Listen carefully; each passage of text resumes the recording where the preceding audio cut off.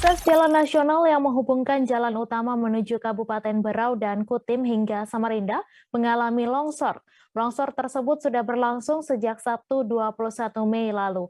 Akibat kejadian tersebut, ratusan kendaraan terpaksa berhenti menginap untuk proses perbaikan. Untuk informasi selengkapnya akan disampaikan langsung oleh rekan jurnalis Tribun Kaltim, Renata Andini yang kini sudah terhubung bersama kami. Silakan Renata. Baik, terima kasih Mei di studio bahwa benar akses jalan nasional yang menjadi akses utama untuk menuju Kabupaten Berau, Kutim hingga ibu kota yaitu Samarinda mengalami longsor parah. Longsor tersebut juga sudah berlangsung sejak Sabtu pertanggal 21 Mei 2022 lalu dan longsor sendiri terjadi di 3 titik, namun masih di dalam kawasan Jalan Poros Kelai Samarinda. Telah banyak ratusan kendaraan yang terpaksa berhenti dan menginap di wilayah longsor tersebut.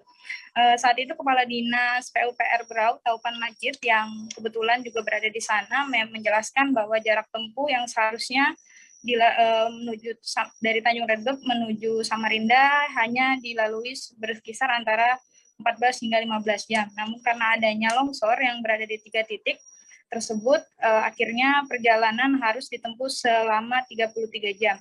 Untuk saat ini penanganan longsor memang sudah dilakukan dan alat berat telah diturunkan agar kendaraan bisa lewat dan secara bergantian. Taupan juga menjelaskan penanganan memang harus dilakukan sesegera mungkin walaupun status jalan tersebut memang ditangani oleh pihak kementerian. Ia juga mengakui saat ini pihaknya telah berkoordinasi dengan Kementerian PUPR untuk pemeliharaan jalan dan selalu dilakukan setiap bulannya.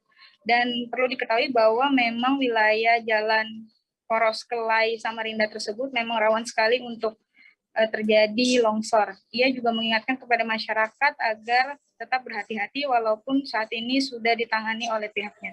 Seperti itu rekan Mei di studio. Baik, terima kasih Renata atas laporan Anda. Selamat bertugas kembali. Jangan lupa subscribe, share, komen, dan like ya.